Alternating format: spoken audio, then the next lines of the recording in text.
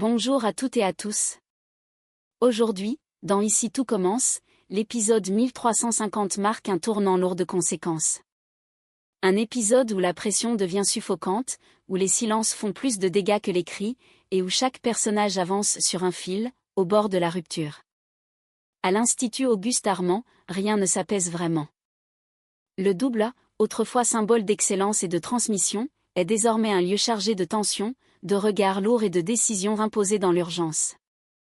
Ce qui devait être une période de reconstruction se transforme peu à peu en terrain miné, où la moindre étincelle menace de tout faire exploser. Au cœur de cet épisode 1350, Anouk vacille.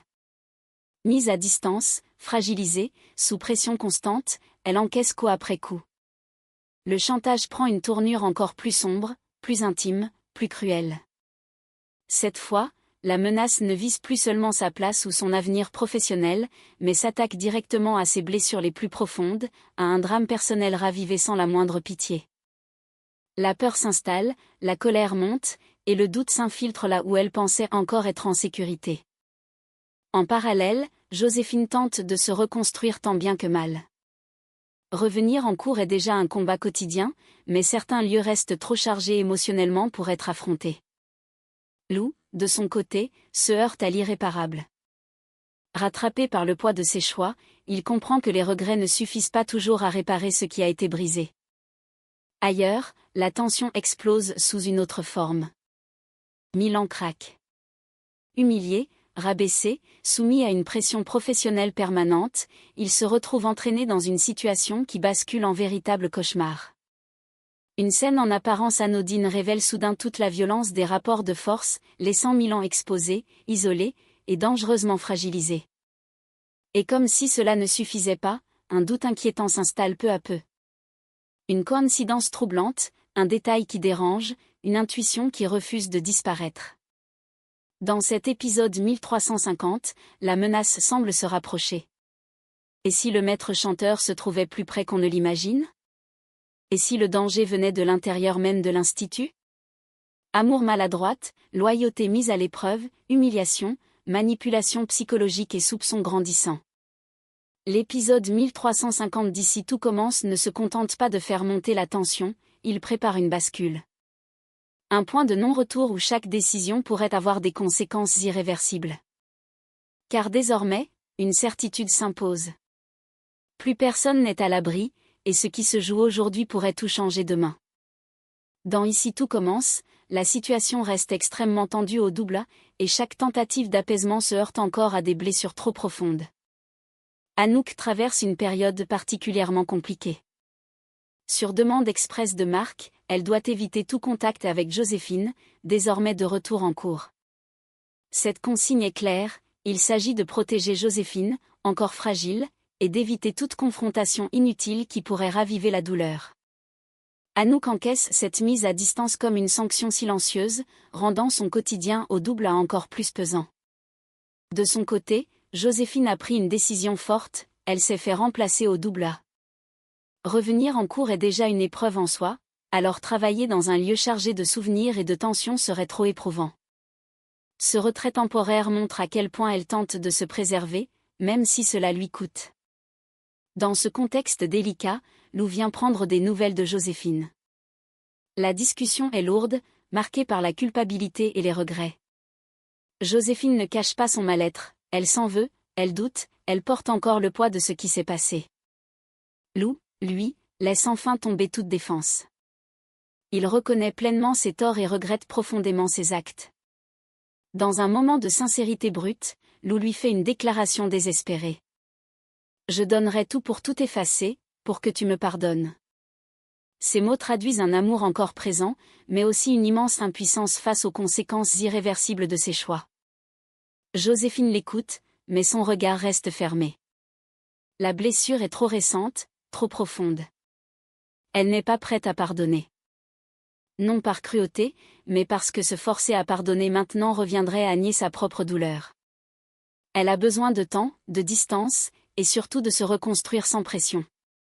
Dans Ici tout commence, les tensions professionnelles et sentimentales continuent de s'entrecroiser, révélant des fragilités de plus en plus visibles. Milan craque et se confie à Anaïs. À bout, il lâche sa colère sans filtre. Selon lui, Andrea se montre méprisante avec tout le monde. Il a le sentiment d'être constamment rabaissé, surveillé, repris au moindre mot. Chaque fois qu'il ouvre la bouche, il a l'impression d'être immédiatement sanctionné, comme s'il n'avait jamais droit à l'erreur. Cette pression permanente finit par l'user et par entamer sérieusement sa confiance en lui. Milan espère alors un vrai soutien d'Anaïs. Pas seulement une écoute, mais une prise de position, une reconnaissance de ce qu'il traverse. Or, une autre frustration vient s'ajouter à son malaise, Anaïs refuse toujours que leur relation soit dévoilée à l'hôtel Jourdain. Cette discrétion imposée renforce chez Milan le sentiment d'être mis à l'écart, comme si leur lien devait rester caché, presque honteux. Entre le manque de reconnaissance au travail et cette relation vécue dans l'ombre, Milan commence à se sentir seul sur tous les fronts. Dans un registre plus apaisé, Léonard donne un conseil plein de justesse à Gaspard. Il lui explique que, s'il tient vraiment à Maya, il doit le lui montrer concrètement. Pas besoin de grands discours ni de promesses spectaculaires, une petite attention, un geste simple mais sincère, peut faire toute la différence.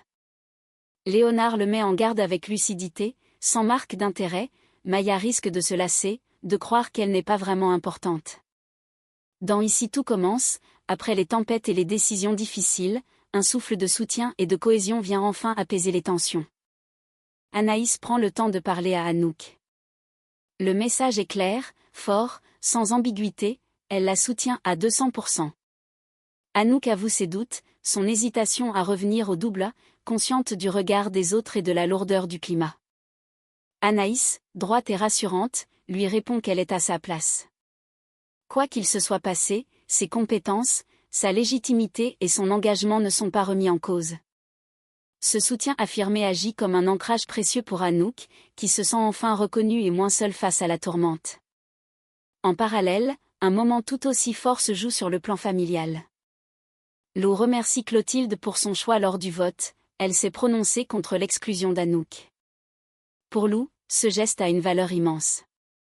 Il y voit non seulement une décision juste, mais aussi une preuve de loyauté et de courage, prise malgré la complexité émotionnelle de la situation. La scène est observée avec satisfaction par Joachim, profondément touché par cette union retrouvée. Il se réjouit de voir la famille faire front, malgré les épreuves, et savoure ce moment de réconciliation sincère. Avec humour et tendresse, il les surnomme « les coincés des émotions », un clin d'œil affectueux à leur pudeur et à leur difficulté à exprimer leurs sentiments. La tension se dissout enfin dans un gros câlin, simple mais chargé de sens. Ce geste symbolise un retour à l'essentiel, la confiance, la solidarité et l'amour familial, capable de tenir bon même quand tout vacille autour. Dans Ici tout commence, une scène à la fois tendue et burlesque vient apporter une parenthèse inattendue au cœur du tumulte ambiant. Une cliente se plaint d'être littéralement harcelée par un moustique tigre. Impossible pour elle de profiter de son moment tranquillement, l'insecte rôde, attaque sans relâche, et transforme son expérience en véritable calvaire. Alertée, Andrea exige une solution immédiate. Hors de question d'utiliser une prise anti-moustique, jugée trop toxique. Les méthodes naturelles, elles, sont balayées d'un revers de main, inefficaces, trop lentes, inutiles dans une situation d'urgence. La mission est donc claire, précise et radicale. Andrea se tourne vers Milan et lui donne un ordre sans détour, il doit éliminer le moustique, et surtout sans laisser la moindre trace sur les murs. Pas de tâches, pas de dégâts, pas d'explications à fournir à la clientèle. Milan se retrouve propulsé dans une chasse absurde mais stratégique, pris entre la pression hiérarchique et l'agilité sournoise de l'insecte. Mais la situation dégénère lorsqu'il se fait piquer en plein coup. La douleur est immédiate, l'humiliation totale. C'en est trop. Milan explose. Remonté comme jamais, il laisse éclater sa colère et insulte le moustique avec une rage disproportionnée, jurant qu'il va lui faire la peau. La scène vire au duel improbable, où Milan passe de l'employé débordé à un chasseur déterminé, prêt à tout pour laver l'affront. Un peu plus tard, la cliente revient vers Denis avec une nouvelle accusation, une bague a disparu de sa chambre. Très vite, elle désigne clairement Milan comme responsable, devant Andrea et Denis. Sans attendre la moindre vérification, elle sort son téléphone, filme Milan et lui ordonne de vider ses poches. La scène est d'une violence symbolique extrême, soupçon public, mise à nu, rapport de force humiliant. La cliente va plus loin encore en proférant des insultes classistes, traitant Milan de « racaille ». Pour Milan, c'est la goutte de trop. Sous le choc, déjà fragilisé par la pression accumulée et les ordres contradictoires, il pète les plombs et lui répond violemment, la sommant de partir. L'instant est irréversible, les mots dépassent la pensée, la colère prend le dessus. La cliente s'en va alors en menaçant clairement de ne pas en rester là. Le malaise est total. L'accusation de vol, la vidéo, l'insulte et l'escalade verbale laissent Milan exposé, isolé, et potentiellement en grand danger professionnel. Dans Ici tout commence, la pression autour d'Anouk atteint un niveau insoutenable et prend une tournure encore plus malsaine. Fleur vient alerter Anouk d'un fait gravissime, les menus du double A ont été trafiqués. En les ouvrant, Anouk découvre avec effroi qu'un article évoquant la mort de son ancien second a été glissé à l'intérieur. Une attaque ciblée, cruelle, qui ne relève plus du simple chantage professionnel, mais d'une volonté manifeste de la déstabiliser psychologiquement en ravivant un traumatisme intime. Comme si cela ne suffisait pas, Anouk reçoit presque aussitôt un nouveau SMS.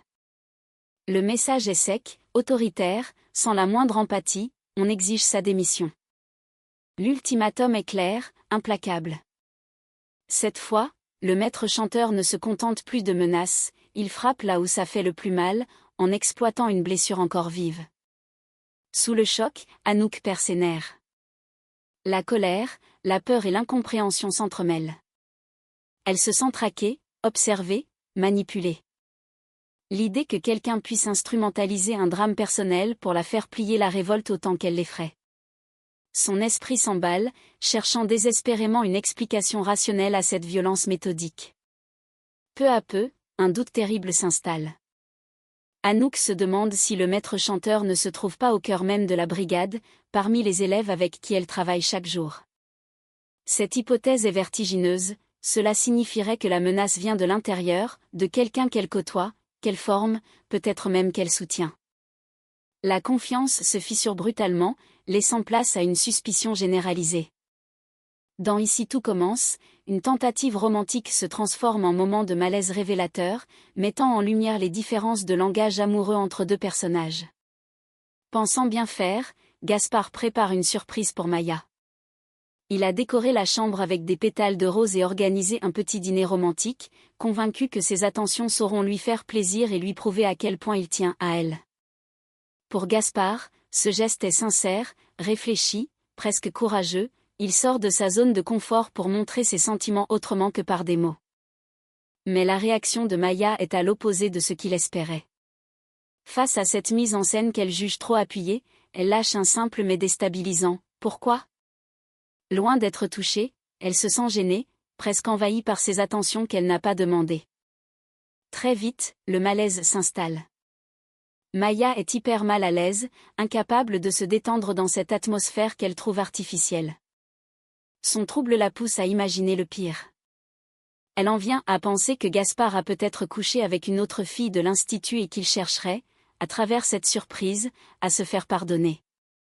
Une hypothèse qui révèle surtout son incompréhension face à ce changement de comportement soudain. Pour elle, ce type de romantisme n'est pas naturel chez Gaspard, et c'est précisément ce décalage qui la met sur la défensive. Gaspard, blessé mais calme, tente alors de rétablir la vérité. Il lui explique simplement qu'il essaie de lui faire plaisir, sans arrière-pensée, sans faute à se faire pardonner.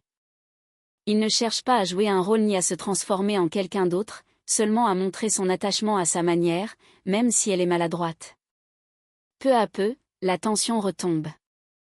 La discussion devient plus sincère, plus directe. Ensemble, ils finissent par se dire l'essentiel, ils s'aiment comme ils sont. Pas besoin de décors spectaculaires, de champagne ni de voix mielleuse pour se prouver quoi que ce soit. Leur lien repose justement sur cette authenticité brute, parfois un peu rugueuse, mais vraie. Dans Ici tout commence, les sentiments enfouis refont surface tandis que le doute autour du maître chanteur prend une tournure encore plus troublante. À l'écart, Fleur finit par lâcher ce qu'elle retenait depuis un moment auprès de Bérénice. Elle reconnaît enfin l'évidence, elle a un crush pour Lionel. Un aveu difficile, chargé de frustration et de tristesse. Fleur confie à quel point ça la met mal de voir Lionel amoureux de Juliette, qu'elle appelle, non sans amertume, sa Juju. Ce n'est pas seulement de la jalousie, c'est le sentiment d'être mise à l'écart, de regarder de loin quelque chose qu'elle aurait aimé vivre elle-même. Comme pour confirmer la complexité de la situation, Lionel vient justement voir Fleur peu après. Il sent le malaise, la distance qui s'est installée entre eux, et refuse qu'elle pense qu'il se fiche de leur amitié. Avec sincérité, il lui dit qu'il tient beaucoup à elle, qu'elle compte réellement pour lui, indépendamment de sa relation amoureuse. Les mots sont importants, mais ambigus, ils réconfortent autant qu'ils peuvent blesser, tant ils soulignent une proximité qui ne sera jamais tout à fait celle que Fleur espère. La conversation est brusquement interrompue par l'arrivée de Juliette. Sa présence suffit à figer l'instant et à raviver le trouble. C'est alors qu'une information inattendue surgit, Juliette vient du même village que le second Anouk, celui qui s'est suicidé. Pour Fleur, cette coïncidence est dérangeante. Trop précise, trop troublante pour être ignorée. Son esprit s'emballe. Peu à peu, un soupçon s'installe. Fleur commence à se demander si Juliette ne serait pas, depuis le début, celle qui fait chanter Anouk. Le lien géographique, la temporalité, son arrivée récente dans la vie de Lionel, tout semble soudain prendre un autre sens. Ce n'est encore qu'une intuition, mais elle est suffisamment forte pour semer le doute. Ce questionnement ne reste pas isolé. Joséphine est elle aussi en plein doute. Fragilisée par ce qu'elle a vécu, elle cherche désespérément à comprendre qui se cache derrière cette manipulation qui a détruit tant d'équilibre. L'idée que Juliette puisse être impliquée commence à faire son chemin, ajoutant une nouvelle couche d'angoisse à une situation déjà explosive. Cette séquence marque un glissement important. Les sentiments amoureux s'entremêlent aux soupçons. L'amitié devient un terrain miné par les non-dits. Et le cercle des suspects s'élargit dangereusement. À l'Institut, plus personne n'est vraiment à l'abri du doute. Et parfois, ce sont les coïncidences les plus banales qui deviennent les plus inquiétantes. À l'Institut Auguste Armand, rien ne se referme vraiment. Les décisions prises aujourd'hui, dans cet épisode 1350 d'Ici tout commence, laissent derrière elles des traces profondes, invisibles mais durables. Ce qui semblait n'être qu'une succession de crises révèle désormais quelque chose de plus inquiétant, une fracture silencieuse, qui traverse les relations, les équipes, et même les familles. Anouk avance désormais sur un terrain instable, où chaque pas est surveillé, chaque silence devient suspect. Le chantage ne faiblit pas, il se transforme. Il devient plus personnel, plus cruel, exploitant les blessures les plus intimes pour faire plier. Et lorsque la menace semble venir de l'intérieur même de l'Institut, c'est toute la confiance collective qui s'effondre. À qui peut-on encore se fier quand le danger pourrait porter le visage d'un proche, d'un élève, d'un allié ?